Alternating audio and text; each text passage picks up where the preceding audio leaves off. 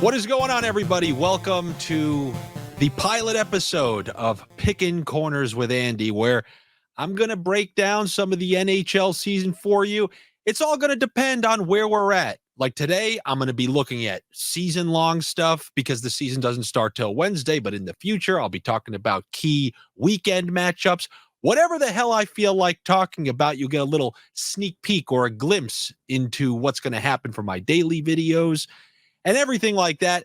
Originally, this show, it was supposed to be me and Jeremy Roenick. I reached out via Instagram, and then he got back to me, and we were going to do a show called Pickin Corners with Andy and JR. I'm assuming, he got busy, people like that. They could have busy schedules. He was on like NBC for a while after all, I think, to believe that he was just going to start some YouTube show with me based on the word of me. You think I would trust some random guy if I was him? Some guy on Instagram tagged me and said, hey, let's do a show. So I'm not really going to hold it against him. And the way I look at things, every single day last year, if you searched NHL bets on YouTube, my videos were number one. So if that heads in the same direction, I think it's only a matter of time before Roenick voluntarily wants to join. But if you've watched any of my videos over the years in any capacity, you've watched my podcast, you've watched my NFL videos, you've watched Look Who's Chalking, you've watched Francess and Friends, you've watched my parody, you've watched anything. My parodies, nobody's even in them. I'm in a room.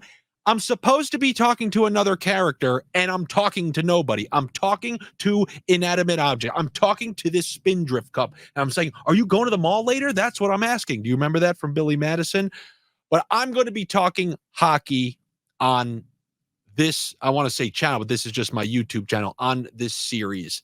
Pickin Corners with Andy. The Pickin Corners was going to be nice. Is it called a double entendre? I half remember what things mean. I'll make up that it's a double, but a play on words, because Roenick obviously picked corners, went 4 for 4 in the NHL skills competition. And then I just gave picks. I would argue one is a little more difficult than the other, although I can pick 4 for 4 on the corners. I'll go to the roller hockey park tomorrow and do it. That was always a semi specialty of mine. I'm not gonna shoot bullets, but I'll be hitting those corners the same way I am hopefully hitting. But you know what's interesting about this? You know who this episode is brought to you by? Absolutely nobody. Pickin Corners is brought to you by the deepest, darkest parts of my sick mind. If you looked inside my mind, as I once told my colleague Gary Hartman on Look Who's Chalking, it would look like the intro from Tales from the Crypt, the show where they're walking through a haunted house. Enough. If you've watched me, you know you're going to get some tomfoolery before we get to the actual meat and potatoes, and that is hockey. We left off with one wild playoffs. 2 playoffs ago is where I rose from the ashes, and people are like, who the hell is this guy calling everything? Mopped up the playoffs 2 years ago. Last postseason, the best record in the history of the NHL lost in round 1. They had the series on Brad Marchand's stick in game 5. The series was almost over. That goes to overtime. They lose that, lose a couple more, blow a lead in game 7 at home. Wild. The Colorado Avalanche, the Stanley Cup champions, they got beat by the Seattle Cockroach Kraken, who I am so glad that their point total is veering towards out of the playoffs, because I don't let things go like that. And I know the odds were stacked against Colorado. Once they announced Landeskog wasn't coming back, they weren't likely to have the firepower. I'm just still pissed about that game 7. I cannot believe it. But as far as this season goes, I'm going to start where everybody normally starts when making their prediction for a season. And that's not by picking a Stanley Cup winner. If I had to pick a Stanley Cup winner, it's going to be the same as my President's Trophy winner. I personally am so glad that Canada as a whole has never won a Stanley Cup since 1993. This is like an American not being able to win the Nathan's hot dog eating contest for decades and decades. We're a bunch of fat slobs. There's no way we would ever let that happen. And that's what's Canada let it. And I know, no, it's not like Canada. It doesn't matter. Every team that's run north of the border that gets NFL coverage in all the local bars, they haven't won a single championship since 1993. They call that the curse of Patrick Waugh after, that coaching staff screwed him, left him on the ice. They traded him to Colorado. They won a cup, and the whole country has been tortured ever since. That makes what I'm about to say that much more bold, if you will, just because it's a country that seems to be a little bit unfortunate when it comes to those Stanley Cup finals. So many of them went to Game 7, too. You had the Canucks twice losing Game 7, once in 94 and then once, I think, in 2012 against the Bruins on their home ice as the one seed. They lost that one. You think about Calgary in Game 6 when they thought they scored on Hobby Bulin. They lost. The Oilers lost. So many of these Canadian teams have lost. But I'm going to pick the Edmonton Oilers to win the Cup this time around. And that is because they have shown that thing that I like to see from hockey teams that supersedes the NHL, supersedes the game, when they were so pissed off and let down by what happened. I know people draw their Colorado comparisons and things like that, but when Colorado lost to Vegas, they came back on a mission to not let that mistake repeat itself. And they made sure they put the clamps down. And when they won the Stanley Cup, there wasn't a single series that went to 7 games. And you're going to say, but that was one hell of a stacked Colorado team. And I fully agree with you. But I don't want you to forget some of those moves that Edmonton made last year that made such a difference. And the one difference I'm talking about, the main difference, is when they brought Ekholm in, which allowed them to use Evan Bouchard on their top power play. And then once you put his rocket on that top unit, so you had McDavid, who you got to be worried about him anywhere and everywhere. And then Draisaitl, who is a 50-goal, 60-goal scorer on the other side. Now you're putting a rocket at the point. Where are you going to go with it? And the answer is nobody ever figured it out. They had the best power play of all time. And something like power play chemistry, that rolls over from year to year. When you're talking about the same 5-person units, that is something that's always going to be there. Every year, they've been adding little pieces here and there to that team. At first, it was a one-line team. Then, all of a sudden, you bring on somebody like Kane. They traded for Hyman. That's worked out well for them. So they have a couple lines. And now in the back end, the big question for them is always going to be in net. But look what many teams in the NHL are starting to do now. I truly think the secret's out. When it comes to goaltending, I believe that's the running back of the NHL. You see Carolina wheeling anyone's bones, and they're putting up Vezina caliber goaltending. With the New York Islanders, they brought in Leonard. They had Grice, who was there previously. And then you brought Varlamov, who wasn't even playing for years with bad knees. And all of them are putting up Vezina caliber goaltending. And I think not wasting any of your cap on a goalie, even though they idiotically brought in Jack Campbell, who screwed them all over the place, and they ended up just having to start Skinner. I think the focus shifting to defense when they have leads in a bunch of these games, I think they learned the hard way. They were a damn good team trade deadline on. They were coming for Vegas the whole season. The season had to come down to the last night. And I think they desperately want home ice throughout the playoffs. 2 years ago, they caught an absolute waxing in the Western Conference Final from that Colorado team. They had to play on the road in rounds 2, rounds 3. Well, yeah. They were home against the Kings, but then rounds 2 and 3, they were on the road. They ended up getting by Calgary, got absolutely smashed by Colorado. What can you do? Draisaitl was under 100%. That was a juggernaut Colorado team. But you have to wonder if they were home against Vegas in round 2, how that series would have ended up. Because Vegas, they won that home ice all the way in the last night or two of the season, and that may have ended up being the difference. And it may have ended up being the difference in the following round, playing Dallas and starting at home for 2.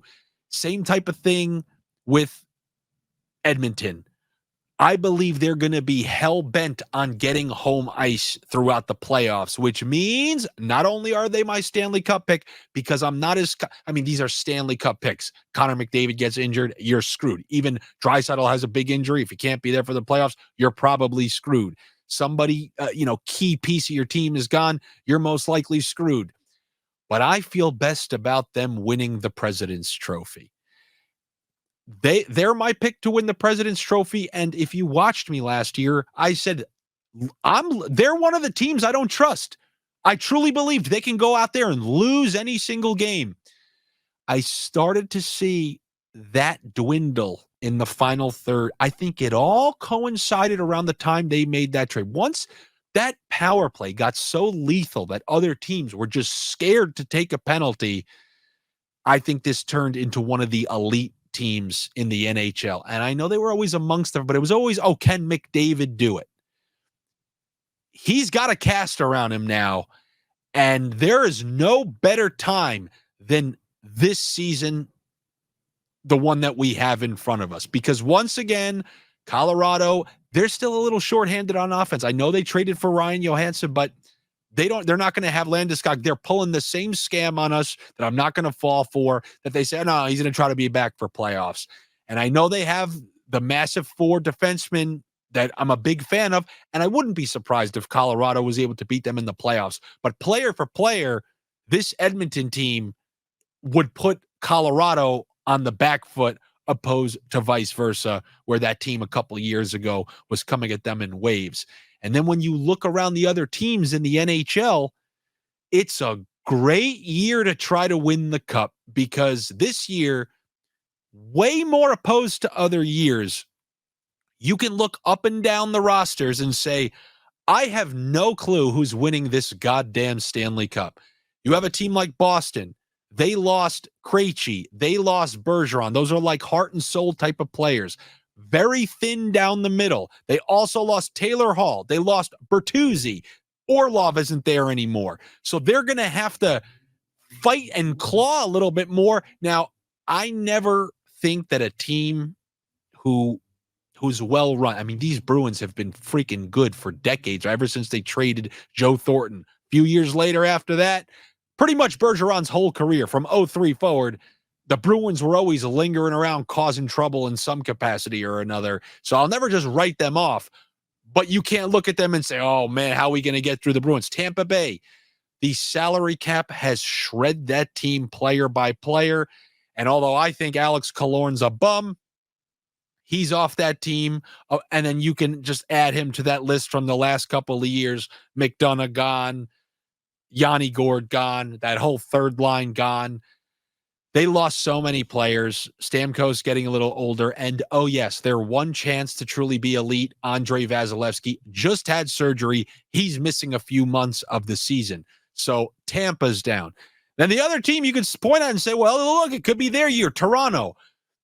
They don't look like Edmonton to me, in that Edmonton looked like a team that made strides and is ready to take that final step. Toronto, they look like they got outplayed in most of that Lightning series. They got some results because of bad goaltending, and a couple things went their way, couple overtimes went their way. But I did not see them play the appropriate level of playoff hockey, the way you have to play in the playoffs. In fact, when I watched them 2 years ago and they lost to Tampa Bay in 7, I swear to you they played better than they did throughout the entire playoffs last year. We'll see. We'll see, because it's kind of got to be their last dance, because it's unlikely they're going to sign Nylander, especially if it's just like a one and done again for them. But the path is laid out more nicely for them than it has been in previous years. You know, it used to be a daunting task to try to think, oh my God, we got to get through Tampa in round 1, Boston in round 2, or when it was the President's Trophy winning Panthers who ended up eliminating them last year. And then on the other side of the bracket, you got Carolina, who are the favorites to come out of the East. It's going to be the same thing with them. You're going to get bastard defense. It's going to be very tough to get scoring chances against them. Teams who want to go run and gun, they're going to suffocate and ruin when it actually matters. Not game 20 of the regular season, game 88 of the regular season, which is the playoffs. And they will put the clamps down on a team like the Devils, and they will once again beat the shit out of a team like the Devils come playoff time. The Devils are going to be as entertaining as they come throughout the course of the season. However, I will put in the footnote, they better hope Dougie Hamilton stays healthy because he's a key piece of that power. He runs that top power play unit, which is pretty good. With him and Hughes in tandem, they operate that thing, and they need him to be there. But the Devils are going to be that classic team we've seen many times throughout the years, whether it's the Ottawa Senators in the early 2000s or those Sharks who were coming close to President's trophies. It all kind of went out the window come playoff time. And I was thoroughly shocked that they came back and beat the Rangers in that series. But when I look at the playoffs as a whole, they had a handful of good games. I think they should have lost the Rangers series. The Rangers got tired and are old and slow, or at least are on the way there because they were getting outskated. And it's not like Carolina's some team who can run and gun with them. It's not like they have this plethora of speedsters, but structure and discipline will almost always trump speed and skill. And I know that's unfortunate, but it's just a reality of what we're dealing with out there. Even when you look at some of those Panthers wins, the Panthers were wild because they would go run and gun with like Boston. And then when they were playing a couple of the following series, like they were playing Carolina and then they were playing Toronto, some of those games were ultra low scoring. They're a jackal team, and it's really no different. I think the President's Trophy team and last year's team aren't that dissimilar. The only difference is one won the President's Trophy and one got into the playoffs because Pittsburgh couldn't beat Chicago, who they're opening up against in night 1, but we'll get to that in a second. So you guys know how I feel about the season as a whole. I think it's wide open. If you're a fan of some random ass team, I think it's a good year to watch because if you can get hot, you can make the playoffs and probably lose. But it is very hard to look and say, oh, that team's going to win the Stanley Cup this year. There's room for a dark horse is all that I'm saying. But if I'm looking at all the teams, I'd be taking the Edmonton Oilers for the President's Trophy there. Now, why don't we look at a couple of season-long win totals? So teams that, you know, they're projected to go one way, but old Andy thinks they're going to go another way. In many sports, NFL, NHL, I feel like momentum rolls over from the postseason into the following season many times. Many times when people have like these flat, disappointing ends to the playoffs, it kind of starts off that way as well. I'm looking at those New York Rangers, and before you try to say this is an Islander fan, he'll just say anything against the Rangers, go watch the playoff videos. I picked them in almost every single game against the Devils. I was shocked when they lost. If it makes you feel better, I don't think the Islanders are going to have a good year. Doesn't mean the Rangers are necessarily going to have an awful year, but I think their success of these previous 2 years, they got a new coach coming into town, but I think asking these Rangers who have lost Kane and have lost Tarasenko, now you can say what you want about them, but they've lost those 2 players, and now they're praying that the quote-unquote kids can take that next step. I mean, by the time they take they're not kids anymore. They're going to be like, you know, retired firefighters. How long are they going to wait for Kakko and Lafreniere? Hedl has shown me something. I think the Rangers made a huge mistake in signing Trocheck and not naturally elevating Hedl because now they're screwed with cap and they can't bring back someone like Kane, who I think wanted to stay a Ranger, but there's just not enough money to bring him out. So if we can show that Rangers win total with the points and whatnot, I'm going to go under on the New York Rangers. Does it mean they're going to miss the playoffs? No, not necessarily. The funny thing is, I think this opened up around like north of 100 points. I don't know if they entered my thought bubble or something like that. I never take too much into the preseason, but when you look at their group of forwards, who are they still relying on? Zibanejad, Panarin, Kreider, these guys who are all now over 30. They're in their 30s.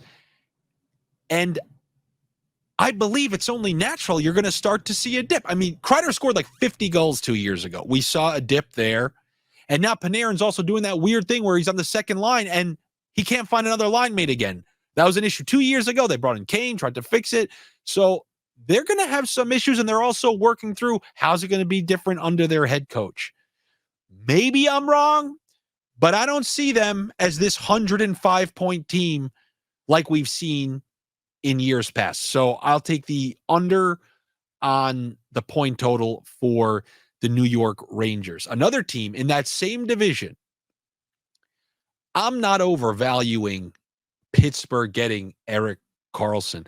I couldn't think of a player needed less by the Pittsburgh Penguins than Erik Karlsson. Erik Karlsson is if you just tweaked Chris Letang a little bit and said, okay, give me like a Chris Letang, but 7% better. Chris Letang used to be like a borderline perennial Norris Trophy candidate. So now they have a slightly better version of that who's going to occupy his spot on the top power play. So why am I supposed to believe this? They're going to have extreme deficiencies on the defensive end. And oh, yes, they're relying on guys in their late 30s. The key cogs in that offense, Malkin, Crosby, are both, getting closer to 40. They're not 40, but it's right around the corner. And just what are the odds year after year? These two guys in their late 30s are going to be able to stay healthy.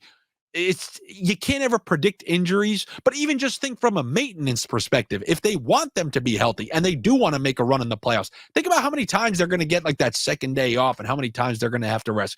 They still have to shoulder a ton of the burden on offense. And I know they brought in another veteran like Riley Smith and whatnot, but I see defensive deficiencies. We know Tristan Jarry can blow up at any single point. He's never established himself as a consistent starter, and they signed him to a 5-year deal. This point total is too high. I would always rather be a year early. How do you think these things trend? Here's how it goes. You don't win in the playoffs. You don't win in the playoffs. You don't win in the playoffs. Then you just miss the playoffs. Then you're off a cliff. You want proof? Washington won the Stanley Cup, didn't win a round,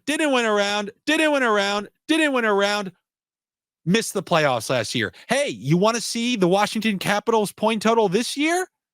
Or their projected point total? Why don't we scroll down to that so I can show you what happens a year after an old team shows you, oh, they're not going to make the playoffs. And that is a rickety 1985. That is what you're looking at with Washington, and I think that's what you can be looking at with Pittsburgh in a year from now, because things can get ugly when you hit that weird age in your late 30s. I wouldn't know. I'm just telling you. It all goes. Like, look, did you see Tom Brady? He finally aged all at once. That's what happened to Washington. That's what's going to happen to Pittsburgh, in my opinion. I don't think they're a great team. There are many reasons to bet against Pittsburgh, ranging from relying on those old stars. They're one of those great power plays. And now you're adding Karlsson. This reminds me of when Washington brought in Shattenkirk, who was like a star at the time. He was a huge deadline acquisition. He was going to be the big free agent. And they replaced John Karlsson with Shattenkirk on the top power play throughout the playoffs. They tried to super stack their team, and the power play suffered, and they ended up losing to Pittsburgh. You don't mess with things that work. I think the Rangers found that out last year when they brought on Kane and tried to have him on the same power play. Then they had to sacrifice Zibanejad's shot. You could see a similar situation with Pittsburgh. And also, Karlsson's another guy who will probably be injury prone. That's too many injury prone people on a team that hasn't won a playoff series in like 5 or 6 years and missed the playoffs last year and couldn't beat Chicago, the Chicago Blackhawks, before they got Tyler Bedard and after they dealt away Patrick Kane, and I'm supposed to believe they're going to make the playoffs this year. No, thank you. I'm not a fan of taking like young teams who need to make that next jump because it's too hard to predict. But if I had to, either Ottawa or Buffalo, in my opinion, will have a better year than them. And I believe their playoff spot is going to be at the expense of one of those younger teams who seems, one of them, I'm not going to say both of them, ready to potentially make that next jump. I think that trade that the Senators made for Chychrun last year, they got defensemen now. They got quite a few defensemen. And I'm not talking it from a betting perspective. I'm just talking a season-long perspective.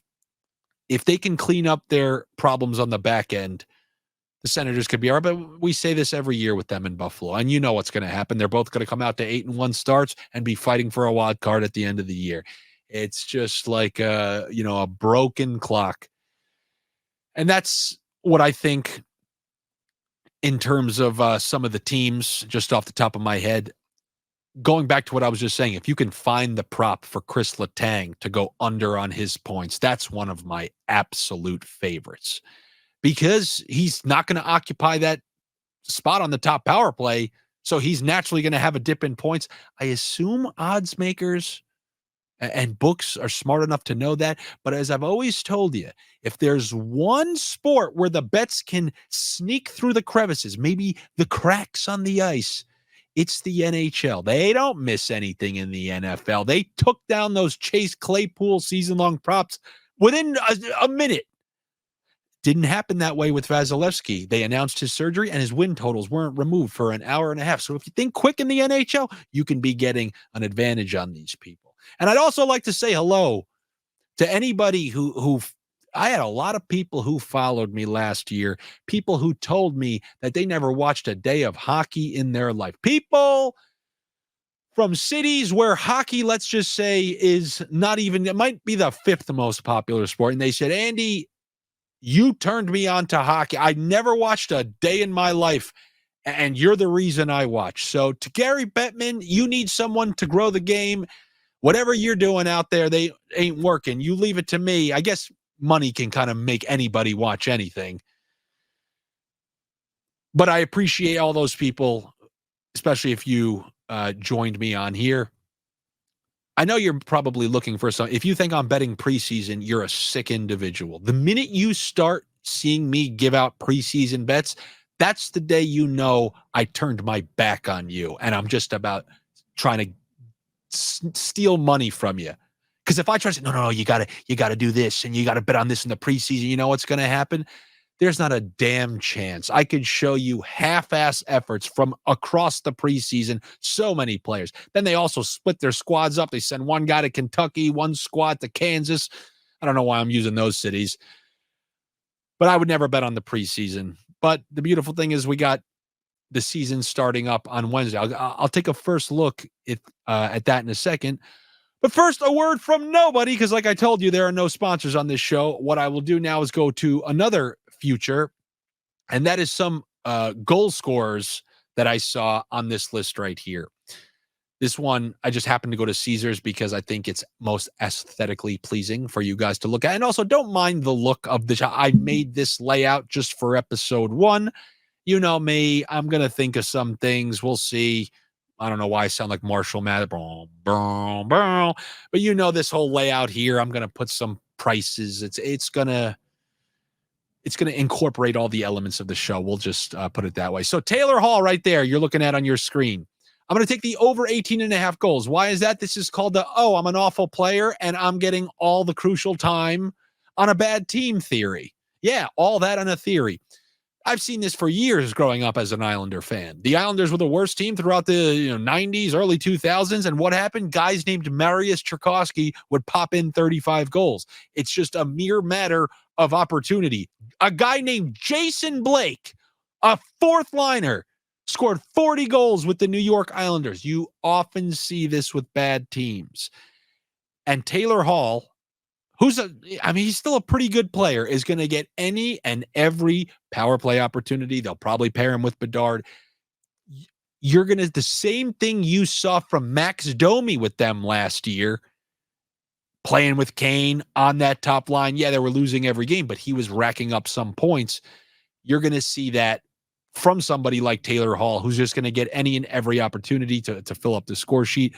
So I'll go over 18.5 goals on Taylor Hall. If we can scroll down a little bit, I think the next one from the goal total, I just remember it off the top of my head. But Anders Lee, he's on my beloved New York Islanders.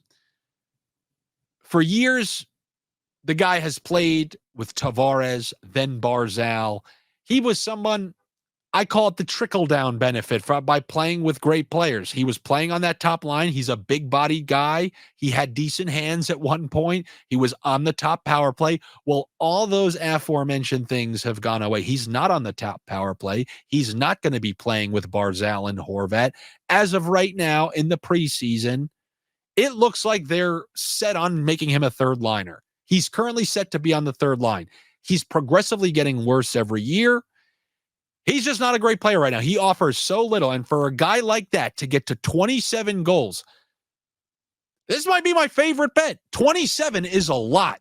And last year, he remained on that top line for the majority of the season. He remained on the top power play for the majority of the season. Now that Horvat's been acquired, and last season was the most dismal, they were bottom 3 power play in the NHL. They're going to change it up. I think they learned that Anders Lee isn't what he used to be. There's more of my Marshall Mathers rhyming.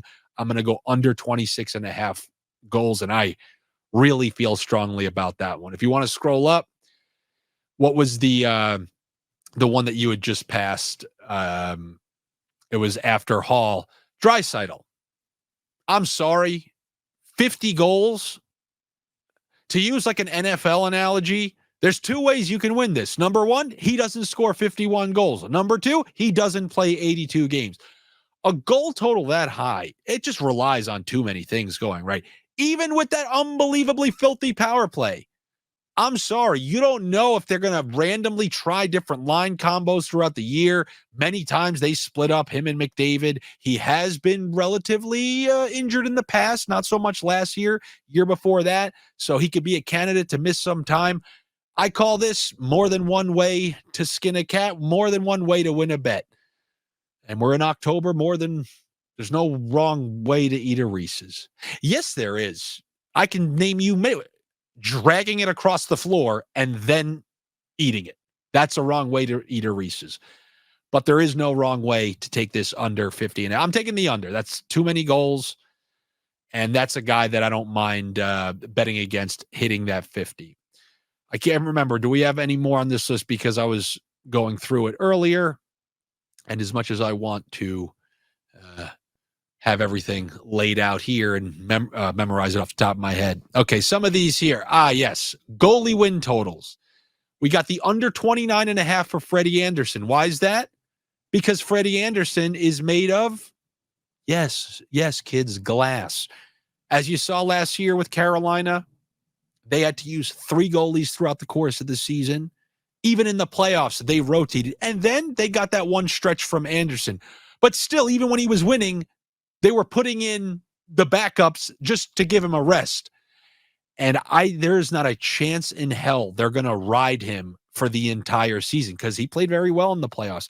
When you look at the year before that, he didn't play in the playoffs as well there. This guy cannot stay healthy, and there's not a chance in hell they're giving him more than half the games this year. So if he's going to hit 30 wins, you think he's winning 30 and 40? Is he going to go 30 and 10? No. I'm smelling 25, 10, 5, so something like that. That's too many wins for me. I'm going to take the under on Freddie Anderson. Then the Steven Stamkos points, 80 points, a point per game for a player who's getting older. The one thing you can sell me on is it's semi a contract year, but we know Point and Kucherov always play together. Stamkos is always the guy that they move around the lineup, and he has to kind of deal with whoever's on that second line. They're going to have a makeshift second line this year. When you think about that top line, it's pretty much cemented in there that Point and Kucherov are going to be there. The power play is very lethal, though.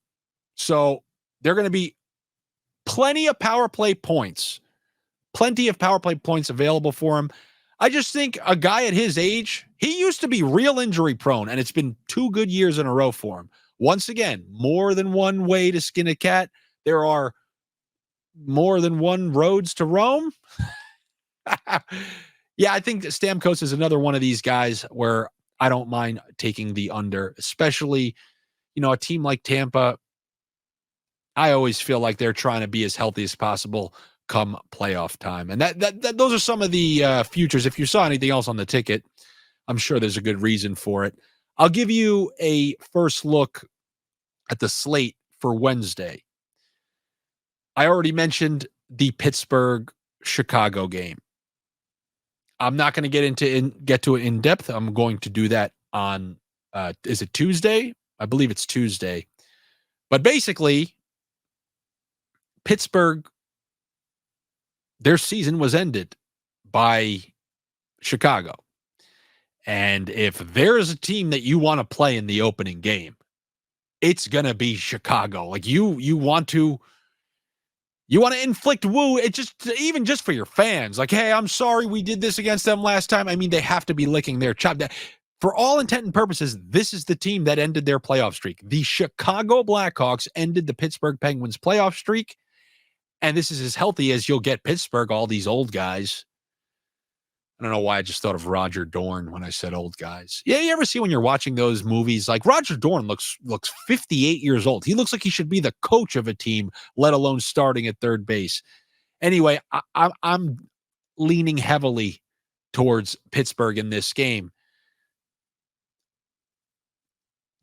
Do people want to get excited and take Connor Bedard?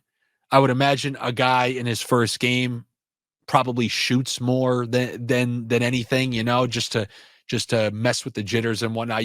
We don't have to go into any specifics. I'll get into that, but overall, Pittsburgh should want to win this game very badly, and I think that they will absolutely do that early in the season when you're going to get some good Pittsburgh, a team that has used the same power play for the most part for years, should be good coming out the gate.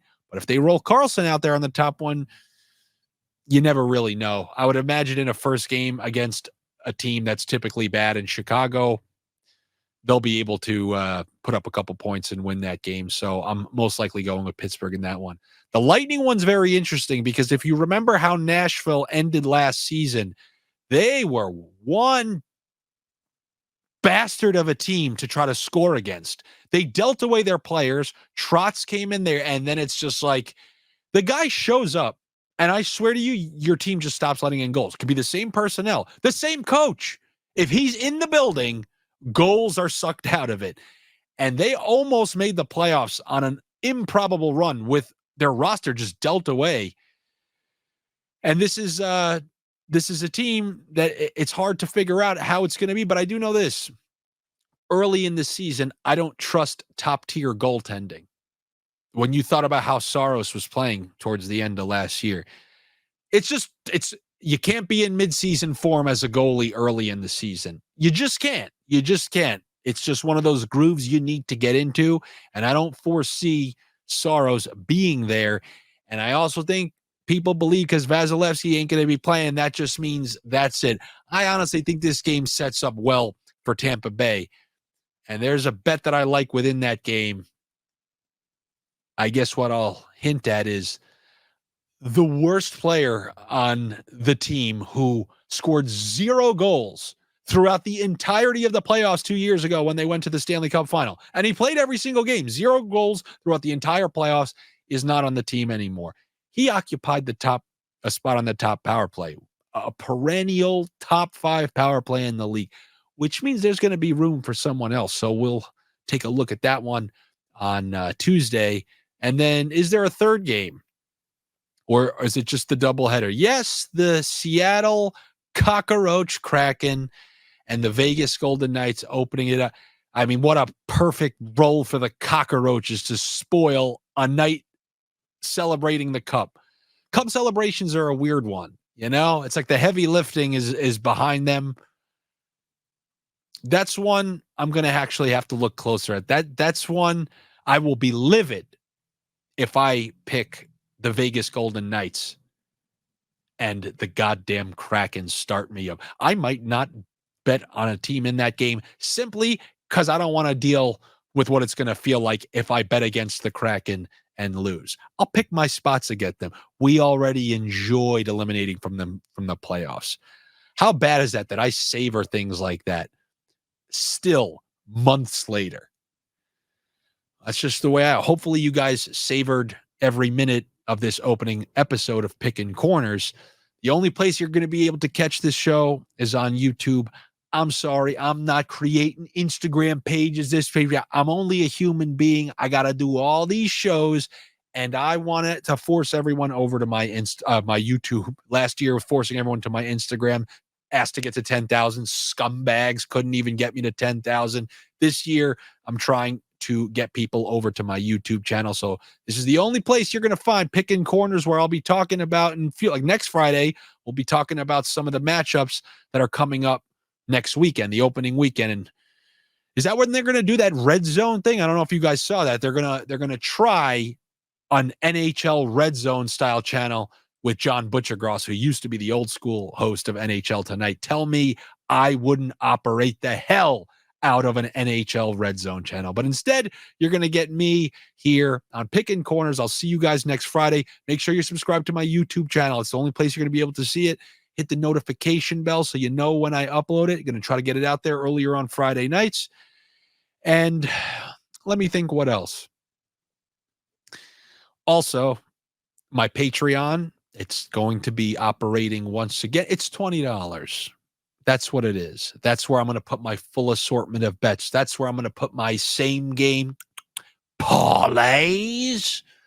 Because remember, if I'm talking about games over the weekend, a lot of the lines aren't out. So I can't retroactively make an episode. I got to do it on Friday. You won't know what many of the lines are. I got to make an episode, but the bets will be on my Patreon. And I will see you guys next week. Thank you for coming back. Or for the first time. I always enjoy making stuff for you guys. Hopefully this one will continue to grow like my Odd Shopper NHL videos, which will be around this upcoming week, did.